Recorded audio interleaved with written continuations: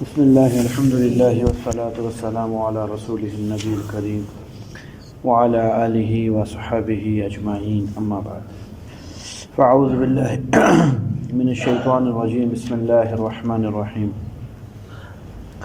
وإلی عاد اخاهم ہودا قال یا قوم اعبدوا اللہ ما لکم من الہ غیرہ ان انتم الا مفترون یا قوم لا اسألکم علیہ اجرا ان اجری الا علی الذی فطرنی افلا تعقلون ویا قوم استغفروا ربکم ثم توبوا الیہ یرسل السماء علیکم مدرارا ویزدکم قوة الى قوتکم ولا تتولوا مجرمین قالوا یا هود ما جئتنا ببینة وما نحن بتارکی آلہتنا عن قولک وما نحن لک بمؤمنین إن نقول إلا اعتراك بعض آلهتنا بالسوء قال إني أشهد الله واشهد أني بريء مما تشركون۔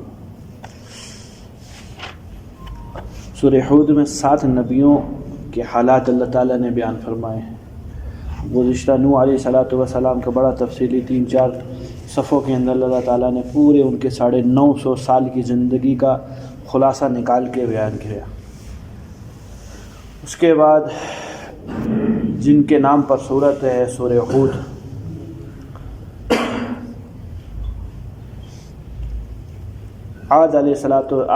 قوم عاد ہود علیہ السلام کی قوم کا ذکر ہے، اور چلتے چلتے اس کے بعد موسیٰ علیہ السلام کی قوم پر اختتام ہوگا۔ تو ان 7 نبیوں کی زندگی اور ان کے حالات کو اللہ تعالیٰ نے سورہ ہود کے اندر بیان فرمایا ہے۔ خصوصاً ہود علیہ السلام جو قوم عاد کی طرح مبعوث ہوئے تھے، ان کی طرف تفصیلی طور پر اللہ تعالیٰ نے اس صورت کے اندر بیان فرمایا۔ گزشتہ تھوڑی سی بات رہ گئی تھی، وقت ختم ہو گیا تھا۔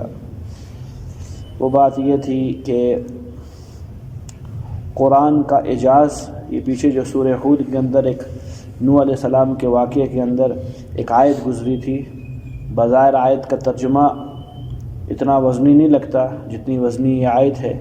وقیل یا عرض، ہم نے کہا گیا زمین سے، ابلعی ماءکی، اپنے پانی کو چوس لے، ویا سماء اقلعی، اور یہ آسمان تو تھم جا یعنی رک جا، وغیض الماء، پانی خشک ہو گیا، وقضی الامر، فیصلہ پورا ہو گیا، کام پورا ہو گیا، واستوت علی الجودی، اور کشتی مقام جودی کے مقام پہ رہ گئی، وقیل، اور کہا گیا بعداً، لعنت ہو لقوم الظالمین، ظالموں کی قوم کے لیے۔ بظاہر ایک عام سا ترجمہ ہے، لیکن میرے بھائیوں، ہم چونکہ اس قرآن کے علم سے واقف نہیں ہیں اس لیے جانتے نہیں ہیں۔ قرآن کی سب سے وزنی آیت پوری قرآن کی یہ ہے، 6666 جو آیات ہیں ان میں سب سے وزنی آیت یہ ہے۔ اس ایک آیت میں 29 حروف ہیں، اس 29 حروف کے اندر 21 قسم کی فصاحت اور بلاغت کی قسمیں اللہ نے لگا دی ہیں، جو ایک انسان کے لیے محال ہے، ناممکن ہے، وہ نہیں کر سکتا۔ قرآن کی سب سے فصیح آیت یہ ہے، یہ جو ابھی آپ کے سامنے میں نے تلاوت کی ہے۔ اس سے قرآن کا اعجاز سمجھ میں آتا ہے، قرآن کا معجزہ سمجھ میں آتا ہے کہ حقیقتاً یہ اس ذات کا کلام ہے جو ذات ورا الورا ہے، جس کے ہاں علم کی کوئی انتہا نہیں ہے، کوئی حد نہیں ہے، بلکہ سارے علوم اسی ذات سے نکلے ہیں، اور وہی تقسیم کر رہا ہے پوری دنیا کے اندر۔ خیر جی، ہود علیہ السلام کی قوم عاد، ڈھیل ڈھال کے لحاظ سے، اپنے جسم کے لحاظ سے دنیا کی سب سے مضبوط قوم ہے۔ اس طرح کی قوم، اس طرح کے لوگ اللہ نے نہیں پیدا کیے، نہ ان سے پہلے نہ ان کے بعد۔ ان کے نابالغ بچے ہمارے پہلوانوں سے مضبوط تھے۔ آج کے دور کی اگر بات کریں تو ہمارے جو پہلوان ہیں ان سے مضبوط تھے ان کے نابالغ بچے جو کمزور تھے، عمریں بہت زیادہ، 800 سال، 600 سال، 1000 سال، یہ تو ایک عام سی بات تھی ان کے لیے۔ ہاں، بلکہ اگر کوئی 100 سال کی عمر میں مر جائے تو ایک بدشگونی سمجھی جاتی تھی کہ یہ اتنی جلدی مر گیا، اور ہمارے 100 سال میں کہتے وہ زندگی گزار کے گیا ہے، 100 سال گزار کے گیا ہے۔ واقعات میں بات آتی ہے۔ خاتون آئی موسیٰ علیہ السلام کے پاس اور آ کے عرض کی حضرت دعا کیجئے اولاد جلدی مر رہی ہے. کہ کتنی عمر میں مر رہی ہے؟ کہ یہی 70-80 پکڑتے اور چلے جاتے، یعنی بچپن میں ہی فوت ہو رہے ہیں 70-80 سال کے اندر. کہ تجھے ایک ایسی عمر کی خبر دوں جس کی اوسط عمر ہی 60 سے 70 سال ہوئے گی، بوڑھے ہو جائیں گے، سفید داڑیاں اور پتہ نہیں کیا کچھ ہو جائے گا، کمریں جھک جائیں گی، کھانے پینے کی محتاج ہو جائیں گے وہ لوگ. کہا ایسے لوگ بھی آویں گے؟ کہاں آویں گے؟ کہا اگر میں ہوتی اس امت میں تو ایک سجدے میں عمر گزر آتی، ایک سجدے میں عمر. اللہ کی بندی وہ ایسے محلات بنائیں گے جس طرح کبھی مرنا ہی نہیں ان لوگوں نے. اپنے گھروں کا نقشہ لیا جائے تو ہو یہی چیز آتی ہے. تو خیر جی، ڈھیل ڈھال کے لحاظ سے، طاقت کے لحاظ سے بڑی مضبوط قوم تھی، ہاتھی کھانے والی قوم تھے ناشتوں کے اندر. یہ لوگ قوم عاد ہاتھی کھاتی تھی، درختوں کو جڑوں سے اٹھا کے پھینک دیا کرتے تھے. بس یہی چیز، ان کی طاقت ان کے لیے گھمراہی کا ذریعہ بن گئی. تھے بڑے ڈھیل ڈال والے، لمبے چوڑے لوگ. سنوبر کا درخت ہے، اتنا قد تھا. سنوبر کا جو درخت ہوتا ہے اتنے قد تھے ان لوگوں کے، ہم ان کے گھٹنوں تک بھی نہیں پہنچتے. جو ہمارا لمبا ہے 7 فٹ کا بندہ ان کے گھٹنوں تک بھی نہ پہنچے. مضبوط لوگ تھے لیکن عقل سے پیدل تھے. اتنے بڑے آدمی، دماغ کچھ بھی نہیں تھا. پتھر کی مورتیوں کو خدا بولتے تھے، اپنے ہاتھ سے تراشے ہوئے بتوں کو، یہی بت پرست لوگ ان کو خدا کہتے تھے. تو اللہ رب العزت چونکہ ساری کائنات پر شفیق ہیں، خواہ مسلمان ہوں خواہ غیر مسلم ہوں. میں نے آپ کو کہا جہنم میں بھیجنا غیر مسلم کا، اس میں بھی شفقت ہے یا نہیں؟ آپ کو علت بیان کی تھی.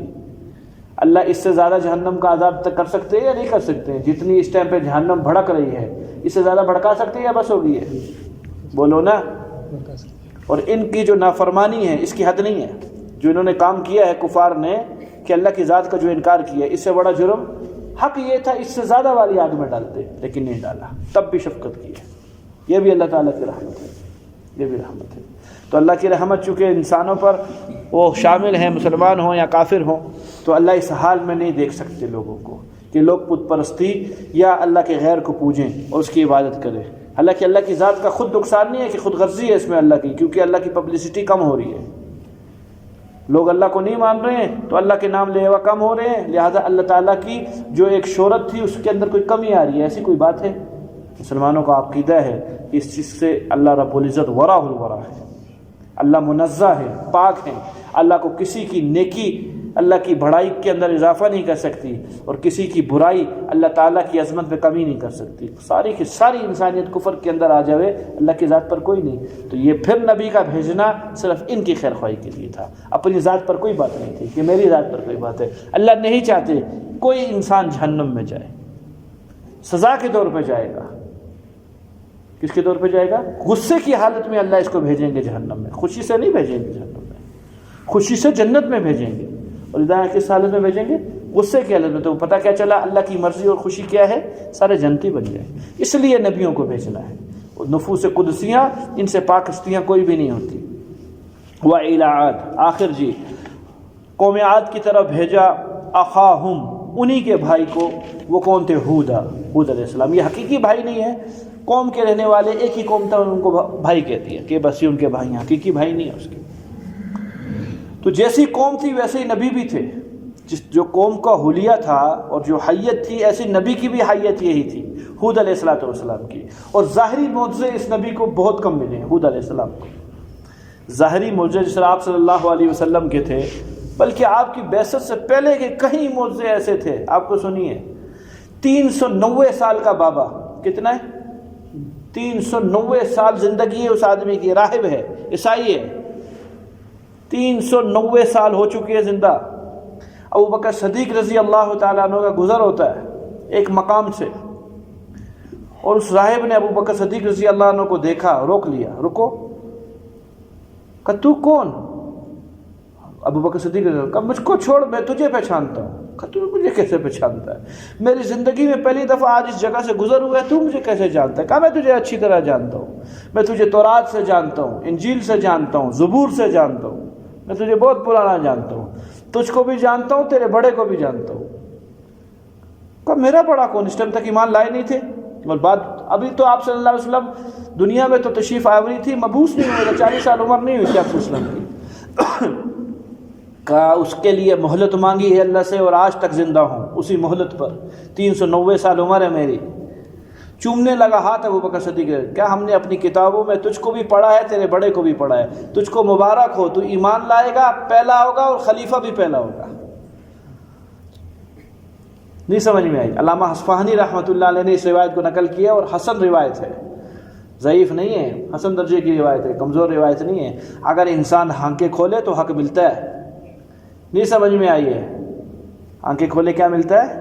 لا الہ الا اللہ محمد رسول اللہ علی ولی اللہ خلیفۃ بلا فصل۔ اللہ کی قسم ابو بکر صدیق رضی اللہ عنہ کو گالی دینا ہے۔ میں بہت ذمہ دار جگہ پہ کھڑا ہو کے یہ بات کہہ رہا ہوں، آگے قرآن ہے میرے۔ حضرت عمر رضی اللہ عنہ کو گالی دینا ہے، حضرت عثمان کو گالی دینا، میرے اور آپ کے لیے تو ایک عجیب سا جملہ ہے، بلا فصل۔ یہ بلا فصل کے اوپر بڑی گہرائی ہے، بڑی گہرائی ہے۔ ہمارے ایک سادہ آدمی تھا، اس کی زبان سے ایک جملہ نکلا اور جملہ انگارہ بن گیا، انگارے نے جنگل جلا دیا۔ اس حضرت کے منہ سے جملہ یہ نکل گیا کہ شروع سے اہل سنت جماعت نے اہل بیت کی حق تلفی کی ہے۔ اہل سنت کی ابتدا ابو بکر سے ہے، اہل سنت کی ابتدا حضرت عمر سے ہے، اہل سنت کی ابتدا حضرت عثمان سے ہے۔ چلو حضرت علی کو شمار نہ کرو، ان کو اہل بیت میں شمار کر لو۔ تو کیا مطلب ہے؟ ان تینوں نے اہل بیت کے ساتھ ناجائزی کی ہے؟ کیسی بات کر رہے ہیں مولوی صاحب؟ ہے ممبر پہ بات کی ہے، بظاہر اہل سنت والجماعت سے ان کا تعلق ہے۔ غلط بات ہے، بالکل غلط بات ہے۔ میرے محترم ساتھیوں،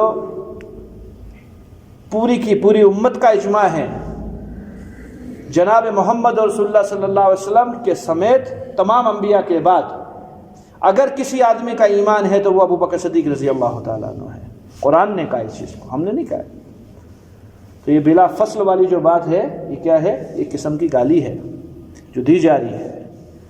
خیر جی، تو ابو بکر صدیق رضی اللہ تعالیٰ کا ہاتھ چوما گیا، کہ کیا کہ آپ ان قریب اس نبی کے ہاتھ پر بیعت کریں گے، یعنی مسلمان ہوئیں گے اور آپ پہلے خلیفہ ہوں گے، پہلے خلیفہ ہوں گے۔ تو یہ معجزات تو حضور صلی اللہ علیہ وسلم سے پہلے ہی شروع ہوئے تھے، جو آپ صلی اللہ علیہ وسلم کی گواہی دے رہے تھے آپ کی حقانیت کی۔ ہود علیہ السلام کو ایسے معجزے نہیں ملے، ان کی نبوت دوسری نبوتوں سے تھوڑا سا فرق ہے معجزوں کے اندر۔ ان کی معجزات ان کی ذات تھی، بس جو ان کا کلام تھا وہ کلام معجزہ تھا۔ اس کے علاوہ عیسیٰ علیہ السلام کا ڈنڈا معجزہ تھا، صالح علیہ السلام نے تو اتنا بڑا کام کروایا کہ گابن اونٹنی نکلی ہے، آگے رکوع میں آ رہی ہے بات، پہاڑوں سے آنکھوں سے لوگوں نے دیکھا۔ حضور علیہ السلام کیسے بڑے بڑے معجزے، چاند کے 2 ٹکڑے ہو رہے ہیں، ہاتھ سے نہر نکل رہی ہے پانی کی، وہ اتنا بڑا مجمع سیراب ہوا ہے، پانی پیے ہیں، ان کی جانوروں اور چپاہوں نے پانی پیا، آپ کی انگلیوں سے پانی نکلا ہے، آپ کی مٹھی میں ابو جہل کے سامنے کنکریاں بولی ہیں، سارا کچھ پوچھا گیا ابو جہل سے۔ ابو لہب نے کہا تھا، بھتیجا کیا کہتا ہے، دونوں خاندان ہیں، چچا ہیں دونوں، یہ کیا ہے؟ کہا یہ جھوٹا نہیں ہے، بالکل سچا آدمی ہے، یہ بالکل جھوٹا نہیں ہے، یہ واقعی نبی ہے۔ تو مانتا کیوں نہیں ہے؟ کہ چودراہٹ جاتی ہے، کیسے مانے؟ سب کچھ جائے گا، اس کو آقا ماننا پڑے گا، خود غلام بنیں گے، یہ عمر میں چھوٹا ہے، عمر میں بڑے ہیں، ہم رئیس ہیں، اس کو رئیس ماننا پڑے گا۔ یہ بات ہے اصل کے اندر، ورنہ سچا آدمی ہے، جھوٹا نہیں ہے، یہ روایات میں شامل ہے بات ہے۔ تو یہ موضوع ہود علیہ السلام کو اس طرح کے نہیں ملے۔ قال، فرمایا جی، تمام نبیوں کی بنیادی دعوت اور 3 بنیادی نقطوں کے اوپر ہود علیہ السلام نے اپنی قوم سے بات کی۔ پہلا نقطہ، اے میری قوم، تمہارا ہمارے ساتھ تعلق ہے، تم ہمارے ہو، لہٰذا اعبد اللہ، اللہ کی عبادت کرو۔ یہ موتریاں جو تم نے بنائی ہیں، یہ پتھروں کی مورتیاں، ان سے کچھ نہیں ہوتا۔ ما لکم من الہ غیرہ، اس اللہ کے علاوہ کوئی بھی نہیں ہے عبادت کے لائق اور پوجنے کے لائق، لہٰذا اس رب کے سامنے سر جھکاؤ۔ یہ پہلی بات ہے، عقیدے میں اللہ کو شامل کرو۔ ان انتم الا مفترون، تم صرف من گھڑت باتیں کرتے ہو، یعنی فلاں فلاں ہے، فلاں، یہ من گھڑت ہے، تمہاری پیٹ سے نکلی ہوئی باتیں، کہانیاں ہیں، حق نہیں ہے۔ حق وہ ہے جو میں بیان کر رہا ہوں۔ ایسا کلام انہوں نے آج سے پہلے کبھی نہیں سنا تھا جو ہود علیہ السلام ان کو پیش کر رہے ہیں، اس کو معجزہ کہا گیا۔ یہ معجزہ ہے۔ یا قوم، میری تم سے کوئی غرض نہیں، یا قوم لا اسألکم علیہ اجرا، کسی قسم کا کوئی مادیت کا سوال نہیں ہے تم سے کہ تم مجھ کو اس کے بعد کچھ دو گے، نہ۔ ان اجری الا علی اللہ الا علی الذین فطرانی، میرا اجر اس ذات پر ہے جس نے مجھ کو پیدا کیا ہے، جس کی دعوت دے رہا ہوں۔ دماغ اور عقل اللہ نے مجھے کامل عطا فرمائی ہے، کیوں کر میں کسی ذات کے پیچھے اپنی رسوائی لے لوں، اپنی قوم کو اپنے قوم سے جھگڑا لے لوں؟ آخر میری غرض ہے کچھ، غرض کیا ہے کہ اس اللہ کا میں نبی ہوں اور اس نے مجھے ایک کام سپرد کیا ہے، لہٰذا یہ میری ذمہ داری ہے تم تک پیغام کو پہنچانا۔ افلا تعقلون، بے غرض ہو کر تمہیں دعوت دے رہا ہوں تو کوئی نہ کوئی بات تو ہوگی جس کے اندر میں تمہیں کچھ بلا رہا ہوں، ورنہ اگر غرض ہوتی تو بولتا پیسہ چاہیے مجھے، اس میں 2 نمبر ہو سکتا تھا کہ کوئی نہ کوئی مطلب ہے میرا، اس لیے آگے پیچھے گھوم رہا ہوں۔ آپ کہ بھائی کس لیے گھوم رہے ہو؟ یار فلاں کام ہے آپ سے میرے کو۔ ہاں اب سمجھ میں آئی تمہارا گھومنے کا مطلب فلاں کام تھا۔ میں جو تمہارے پیچھے گھوم رہا ہوں میرا کوئی کام بھی نہیں ہے تمہارے، میں نے اپنا جو کام لینا ہے وہ میں نے اپنی ذات سے، اس اللہ سے لینا ہے جس نے مجھے مبعوث کیا ہے۔ تو افلا تعقلون، اتنی عقل نہیں رکھتے ہو تم لوگ کہ میرا بے غرض ہونا، بے لوث ہونا یہ علامت ہے میرے سچے ہونے کی؟ تمہیں یہ بھی سمجھ نہیں آ رہی؟ تیسرا نقطہ، پہلا توحید کا، دوسرا مادیت سے میں پاک ہوں، مجھے مادہ نہیں چاہیے تمہارا، اور تیسرا نقطہ وَيَا قَوْمِ، اے میری قوم، اسْتَغْفِرُوا رَبَّكُمْ، تم اپنے رب سے استغفار کرو، جو غلطیاں کی ہیں تمہارا رب معاف کرے گا۔ ثُمَّ تُوبُوا إِلَيْهِ، پھر تم اس رب کے سامنے باقاعدگی کے ساتھ مسلسل اس کی مرضیات کے اوپر چلو، یہ ہے توبہ کامل، پیچھے استغفار اور اس کے بعد توبہ۔ اس کو سمجھیے بھائیو، یہ 2 حالتیں اللہ تعالیٰ نے یہاں بیان فرمائی ہے۔ ایک بنیادی اور پہلی حالت ہے جو غفلت کی حالت ہوتی ہے انسان کی، جس میں انسان گناہوں میں ڈوبا ہوا ہوتا ہے، نفس مسلط ہوتی ہے انسان کے اوپر، انسان کی اپنا ضمیر جس کو ایمان کہتے ہیں وہ مغلوب ہوتا ہے، نفس غالب ہوتی ہے، جب چاہتی ہے جہاں چاہتی ہے گناہ کر دیتی ہے۔ اس کے لیے اللہ نے استغفار کا جملہ استعمال کیا کہ استغفار کرو، نفس کو مغلوب کرنے کے لیے، ایمان کو غالب کرنے کے لیے۔ قدورت مٹے گی تو اندر کی لطافت اور جو ایمان کی اللہ تعالیٰ نے خاصیت رکھی ہے کہ تجھے گناہوں سے روکنا، وہ روکے گا ایمان تجھے۔ تو اس کے لیے کیا کرے؟ استغفار کرے۔ پھر اب اس ایمان کو برقرار رکھنے کے لیے کہ دوبارہ ایمان مغلوب کہیں نہ ہو جاوے، مسلسل پے در پے دوام کے ساتھ اعمال کر۔ توبوا الی اللہ، اللہ کے سامنے جھک، توبوا الیہ، اللہ کے سامنے جھک۔ یہ 2 حالتیں ہیں۔ پہلی حالت اللہ براہ راست مدد فرماتے ہیں، جب انسان استغفار کرتا ہے اللہ چاہتے ہیں اس کی حالت تبدیل ہو، اس کی نفس مغلوب ہو کر ایمانی تقاضے اس کے اوپر غالب آ جائیں، اللہ اس کی خوب مدد فرماتے ہیں۔ جب یہ خوب سے خوب تر ترقی کرتا رہتا ہے، ایمان میں آتا رہتا ہے، اللہ چاہتے ہیں اس کو اجر دینا۔ اندھے کو کوئی اجر نہیں ہے بدنظری سے بچنے کا، یا ہے بولو؟ اس کے پاس تقاضے ہی نہیں ہے۔ غریب جو خسی ہے، جس کو شہوت ہی نہیں ہے، اس کو کیا اجر زنا سے بچنے کا؟ زنا سے بچنے کا تو اجر اس کو ہے جس کو طاقت ہے زنا کرنے کی، اور تب بچتا ہے۔ اللہ اجر دینا چاہتے ہیں، اور اجر مجاہدے کے بعد ملتا ہے۔ اجر کب ملتا ہے؟ مجاہدے کے بعد اجر ملتا ہے۔ تو وہ عادت دوبارہ لوٹ کر آتی ہے۔ ایک انسان گناہوں سے بچنے کی کوشش کرتا ہے، بدنظری نہیں کر رہا، ایک مدت طویلہ اس پہ چلتا ہے، حقیقتاً بدنظری نہ کرنا گویا مادہ ہی ختم ہو جاتا ہے اس کے اندر سے، لیکن ایک وقت ایسا آتا ہے دوبارہ اوت کے آتی ہے یہ چیز، تو وہ انسان یہ سمجھتا ہے مردود ہو گیا، یہ کیا ہوا، اتنے عرصے کی محنت دوبارہ ضائع ہونے لگی ہے۔ نہیں، ضائع نہیں ہونے لگی ہے، آج اللہ کامل بنانے لگے ہیں تجھے۔ تو سمجھا نہیں ہے بات کو، سمجھو اس بات کو۔ صبح 2 ہوتی ہیں، ایک صبح صادق ہے، ایک صبح کاذب ہے۔ روشنی آتی ہے فوراً، اس کے بعد اندھیرا آتا ہے، پھر فجر کا وقت ہے۔ آپ لوگوں کی ذہن کے مطابق سمجھاؤں، یہ دیکھیں درخت، پہلا پھول نکلتا ہے، پھر وہ جھڑ جاتا ہے، پھر پھول نکلتا ہے، اور اس پھول پہ پھل لگتا ہے۔ پہلے پھول پہ پھل نہیں لگتا۔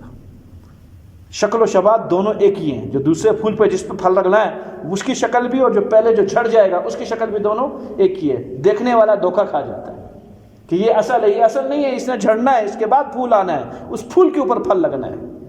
اللہ حالت تبدیل کرتے ہیں۔ ایک انسان گناہ سے بچ رہا ہے، یہ پہلا پھول ہے جس نے جھڑنا ہے، یہ حالت تبدیل ہونی ہے، دوبارہ تقاضا آئے گا معصیت کا، لیکن اب اللہ کے فضل سے اتنی تربیت ہو چکی ہے اس معصیت کے اوپر عمل نہیں کرتا، اس پہ پھل لگنا ہے۔ وہ پھل کیا؟ اجر، اللہ کی رضا۔ تو فرمایا استغفروا، پہلی حالت میں تمہاری مدد کروں گا، تمہاری تربیت کروں گا، تمہارے طبیعت سے بالکل مادہ ختم ہو جائے گا۔ کئی ایسے لوگ ملے، حضرت گناہ کا تقاضا ہی پیدا نہیں ہوتا، یہ پہلی حالت والا آدمی ہے، گناہ کا کیا نہیں ہے؟ تقاضا نہیں ہے۔ پھر مسلسل جہد کے بعد دوسرا رخ آتا ہے، اب تقاضا تو پیدا ہوتا ہے لیکن اتنی اللہ نے اس میں ہمت دی ہوتی ہے، گناہ کرتا نہیں ہے۔ صحابہ کرام کو پہلا کام کرنا نہیں پڑا، صحابہ کرام کی ابتدا سے دوسرے کام پہ لگا دیا اللہ نے۔ شروع ہی سے ان کے اندر تھے جذبات، لیکن جذبات کیا کرتے تھے؟ قابو میں تھے ان سے گناہ نہیں ہوا کرتا تھا۔ یہ لوگ جو تھے یہ قوم عاد جو تھی، یہ 3 سال مسلسل قحط کا شکار تھی، بہت برے حالات تھے وہاں کے۔ تو حکم کیا دیا، یہ میری قوم تم استغفار کو لازم پکڑو اور خوب توبہ کر کے اللہ کے سامنے رجوع کرو، مسلسل اعمال میں آؤ، مسلسل۔ شیخ توبو الی اللہ کا میں ترجمہ بار بار کر رہا ہوں، مسلسل کام کرنا، یہ ہے توبہ۔ آج کی پھر بھاگ گیا، 10 دن نماز پڑھی چلا گیا، 10 دن بدنظری سے رکا بھاگ گیا، 10 دن جھوٹ سے رکا پھر شروع ہو گیا، فلان کام کر لی، توبہ نہیں ہے۔ توبہ توبو الی اللہ کا معنی یہ مسلسل اس چیز کے اوپر قائم رہنا ایک مدت طویلہ تک، یہ ہے توبہ۔ سمجھ میں آئی ہے بات جی؟ تو توبہ کا مفہوم کیا سمجھ میں آیا؟ استغفر اللہ یا اتوب الیہ توبہ نہیں ہے۔ کیا نہیں ہے؟ توبہ نہیں ہے۔ توبہ نام ہے عمل کا، توبہ نام قول کا بالکل بھی نہیں ہے۔ توبہ کس چیز کا نام ہے؟ عمل کا نام ہے۔ عملی طور کے اوپر اللہ کے سامنے رجوع کرنا، جتنی چیزیں بتلائیں گی اس پہ چلنا، اور جن چیزوں سے روکا ہوئے ان سے رکنا، ان دونوں کے مجموعے کا نام توبہ ہے، اور اس کو ایک مدت طویلہ تک چلتے رہنا، چلتے رہنا۔ میری قوم جب تم یہ کام کرو گے، اللہ کے سامنے اپنے گناہوں کا عذر پیش کرو گے کہ اللہ ہم سے گناہیں ہوئی ہے لہٰذا معاف فرماؤ، یہ اللہ تمہاری معذرت کو قبول فرمائے گا۔ پھر اس توبہ کو قبول ہونے کی شرط یہ ہے تمہاری کہ تم مسلسل اور پکے اعمال کرتے رہو۔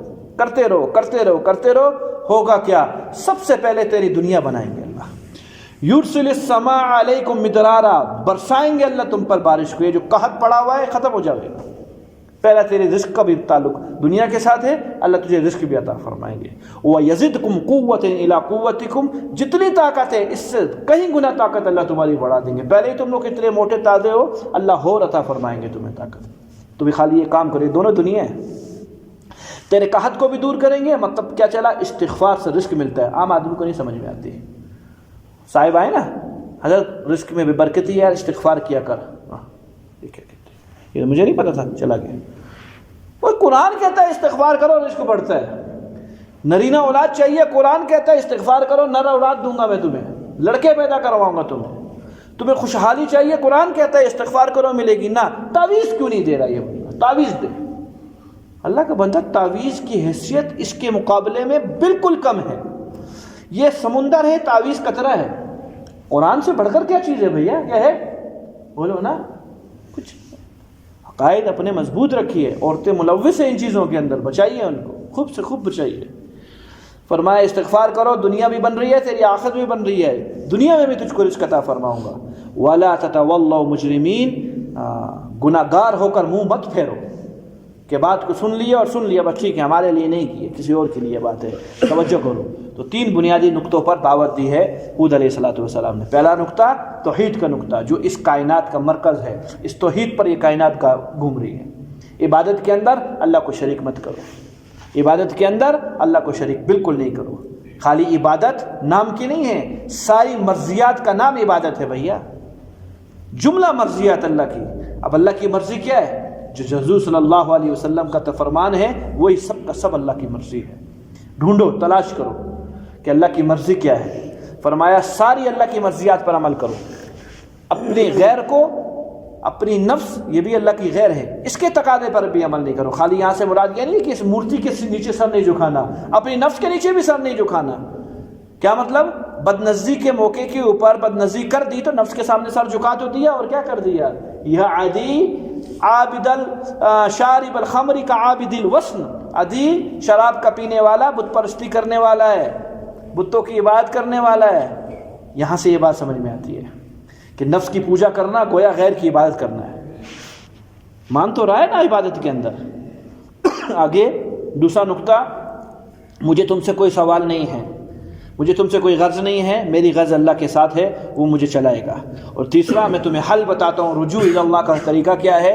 گزشتہ جو غفلتیں ہوئی ہیں اس پر خوب سے خوب استغفار کرو، اور خوب دوام کر کر اللہ کے سامنے توبہ کرو، اعمال میں رکھو، اللہ تیری دنیا سب سے پہلے بنانا شروع کر دیں گے۔ وہ کیا؟ جس قحط کے اندر پڑے ہو اللہ اس قحط سے تمہاری جان چھڑوائیں گے، خوب بارشیں کہیں گے، اور تمہاری قوت کے اندر اور اضافہ کریں گے۔ یہ میری باتیں معمولی نہیں ہے، لہٰذا گناہ گار بن کر منہ نہ پھیر دینا اور چلے نہ جانا۔ جواب دیجیے جی۔ ہود علیہ السلام کی قوم کو قوم عاد نے جواب دیا، قالو، لوگ بولے، یا ہود، اے ہود، ما جئتنا ببینہ، تو کوئی معجزہ ہی نہیں لایا۔ ما استفہامیہ ہے، کیا تو کوئی معجزہ لایا ہے؟ تو کوئی معجزہ نہیں لایا۔ کہا یہ میرا کلام معجزہ ہے، میری بات معجزہ ہے۔ وما نحن بتارکی اہلیاتنا عن قولک، تیری قول کی وجہ سے ہم اپنے خدا کو چھوڑنے والے نہیں ہیں، یہ یاد رکھ، ہم اپنے خدا کو نہیں چھوڑیں گے، ہم اپنے رسم و رواج کو نہیں چھوڑتے، اپنے طرز زندگی رہن سہن کو جو ہم نے اپنے آباء و اجداد سے سیکھا ہے ایک آدمی کی بات کی وجہ سے کبھی بھی نہیں چھوڑیں گے۔ وما نحن لک بمؤمنین، اور نہ ہی ہم تجھ پر ایمان لے کر آئیں گے، تو غلط ہے ہمارے نزدیک۔ اکثریت کی آواز ہمیشہ اکثریت کی آواز ہوتی ہے، وہ کیونکہ گونجتی ہے، تھوڑی دیر مزیدار ہوتی ہے، لیکن تھم جاتی ہے۔ کیا ہو جاتی ہے؟ دو چار جب مر جاتے ہیں تو ان کو دیکھ کر سارے کے سارے کیا ہو جاتے ہیں؟ ایک جلوس نکلنے والے، چار پانچ کو پولیس والے ڈنڈے مارنا شروع کر دے، بھاگتے ہیں یا کھڑے رہتے ہیں؟ سب بھاگ جاتے ہیں۔ میرے محترم ساتھیوں، نبی کی بات پر یہ جواب ملا، کہا تو کوئی معجزہ نہیں لایا ہے۔ میرے بھائیوں، اللہ کو کیا خیال ہے، معجزوں سے مانا جائے یا بغیر معجزے کے مانا جائے؟ بولو نا۔ اگر ابو بکر کسی معجزے کا انتظار کرتے تو کیا خیال ہے، اول کے اول ہوتے؟ جو فضیلتیں اللہ نے جناب ابو بکر صدیق رضی اللہ عنہ کو عطا فرمائی ہے، جو لوگ معجزوں کے انتظار میں تھے لائے ایمان، یعنی نہیں لائے ایمان، لائے ایمان، لیکن ان کا نمبر کہاں ہے؟ ان کا نمبر بہت پیچھے ہے۔ اور جو بغیر چوں چرا کے آمنا و صدقنا کر دیا، اس کا مقام اللہ نے کہاں سے کہاں پہنچا دیا۔ اللہ کی ذات معجزوں کے ساتھ، ابو بکر وہ کہا کرتے تھے بلال رضی اللہ تعالیٰ عنہ، میں چہرہ دیکھ کر مسلمان ہونے والا آدمی ہوں، میں کسی معجزے سے مسلمان نہیں ہوا ہوں۔ بعض کنکریوں کی آوازیں سن کے مسلمان ہوئے، بعض چاند کو دو ٹکڑے دیکھ کر مسلمان ہوئے، بعض کیا دیکھ کر مسلمان ہوئے۔ میں بغیر چوں چرا کے پہلی مرتبہ مدینہ کی گلی میں حضور، مکہ کی گلی میں حضور صلی اللہ علیہ وسلم کا چہرہ انور دیکھا اور میں مسلمان ہو گیا۔ میں نے کہا یہ چہرہ جھوٹے کا نہیں ہے۔ تو اللہ، میرے محترم ساتھیوں، کوئی معجزہ نہ بھیجتے، معجزہ کیا اللہ نبی بھی نہ بھیجتے، تب بھی ایمان کا مطالبہ تھا اللہ کا کہ ایمان لاؤ۔ صبح شام نہیں دیکھتے، دن رات بکھری ہوئی ہے کائنات کے اندر اللہ کی وحدانیت، اس سے دیکھ کر مسلمان ہو جاؤ۔ یہ تو اللہ کا کرم ہے کہ اللہ نے سہولت بھیج دی کہ نبی بھی بھیج دیا۔ ہود علیہ السلام کو جواب ملا، آپ کو تو معاملہ کچھ اور ہو گیا ہے۔ کہ وہ کیا؟ کہ جن خداؤں کو برا آپ کہہ رہے ہو، ہمارے خدا جو ہے مورتیاں ہماری، ہمارے رب جن کو آپ برا کہہ رہے ہو، انہوں نے آپ پر جادو کر دیا۔ یہ باتیں ایسی نہیں ہیں، یہ جو زبان آپ استعمال کر رہے ہو، یہ کسی چیز کی سزا مل رہی ہے آپ کو۔ ان نقول، ہم صرف یہ کہیں گے، الا تراک بعض الہتنا بالسوء، ہمارے خداؤں میں سے کسی خدا نے تیرے ساتھ برائی کر دی ہے۔ یہ نتیجہ ہے اس زبان کا کہ تیرے زبان سے حق نہیں نکل رہا، کیا کیا باتیں بول رہا ہے تو اللہ کا بندہ، توبہ کر۔ وہ اگلے ہود علیہ السلام کو سمجھا رہے ہیں کہ ہمارے خداؤں نے جادو کر دیا تجھ کے اوپر۔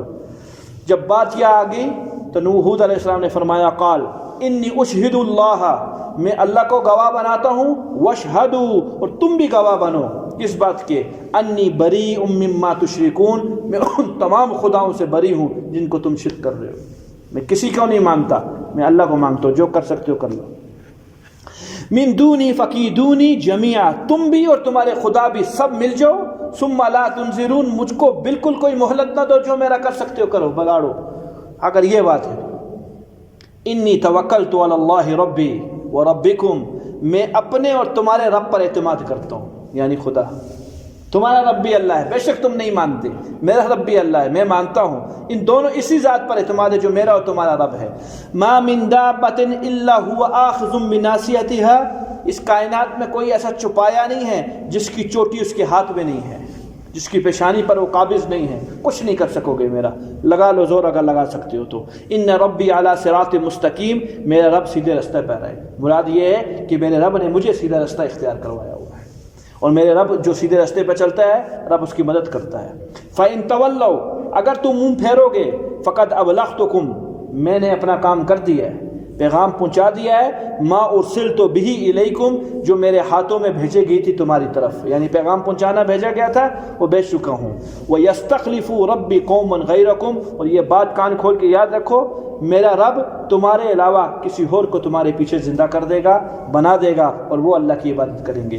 وَلَا تَضُرُّونَهُ شَيْئًا، اور تم اس اللہ کا کچھ نہ بگاڑ سکو گے، کچھ ضائع نہ کر سکو گے۔ ان ربی علی کل شیء حفیظ، میرا رب تو ایک ایک چیز کا نگران ہے، حفاظت کرنے والا ہے۔ نوبت آ گئی، نوح علیہ ہود علیہ السلام مایوس اور نا امید ہو گئے ان کے ایمان سے کہ یہ ایمان لانے والے نہیں ہیں۔ اگلی جگہ پہ کہہ دیا ان لوگوں نے